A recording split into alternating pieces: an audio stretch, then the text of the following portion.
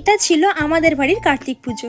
আর কার্তিক পুজো আরতি হতে হতে শুরু হয়ে গিয়েছিল আমাদের খাওয়া দাওয়া। প্রথমেই চলে এসেছিল খিচুড়ি, তারপর ছিল বাঁধাকপির তরকারি, চাটনি, পাঁপড়, পায়েস, অনেক কিছুই ছিল।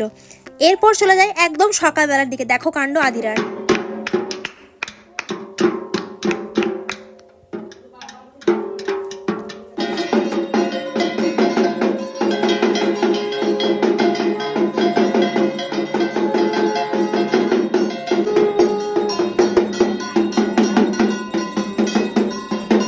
পুজোর শেষে ছোট্ট হাদিরা তার কাকার সাথে খেলা করতে ব্যস্ত।